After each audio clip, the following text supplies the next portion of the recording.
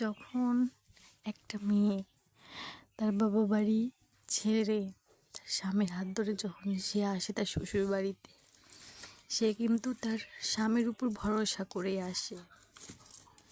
কিন্তু কিছু কিছু মানুষ বা অনেকেই আছে, অনেক স্বামী আছে সেটা বোঝে না। যখন নিজের মানুষ যখন মনে আঘাত দিয়ে কথা বলে তখন এতটা কষ্ট লাগে, মানে বোঝার মতো না।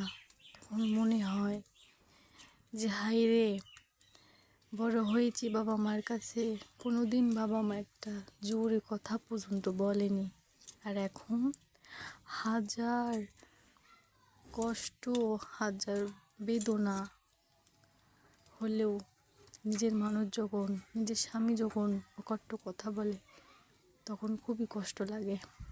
তখন মনে হয় যে জীবন জীবন না।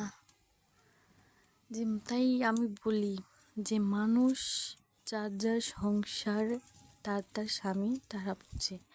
অনেকেই আছে প্রকাশ্য করে, অনেকে আছে প্রকাশ্য করে না। কেউ বলে আমার স্বামী এই ভালো, আমার স্বামী এই, কিন্তু কিছু কিছু মানুষ আছে গোপন করার জন্য, তার স্বামীকে সাপোর্ট করার জন্য, তার স্বামীর মান সম্মান চলে যাবে এই ভয়ে অনেকেই চুপ করে থাকে, বলে না। আবার কিছু কিছু মানুষ আসে উপাস্য করে বলে আমার স্বামী ভালো নাই সেই। কিন্তু আপনারা কখনো কারো কাছে নিজের স্বামীর ব্যবহার খারাপ হোক ভালো হোক কখনো কারো কাছে গল্প করবেন না। পরে সেই আবার আপনার ওই কথা দিয়ে আপনাকে খোঁটা মারবে। এটাই হলো সমাজের নিয়ম। সমাজের মানুষ আছে খুবই খারাপ। আপনারা সব সময় সমাজের মানুষদের কাছ থেকে বিরত থাকবেন। যারা ভালো তাদের সাথে চলবেন, যারা খারাপ তাদের সাথে চলবেন না।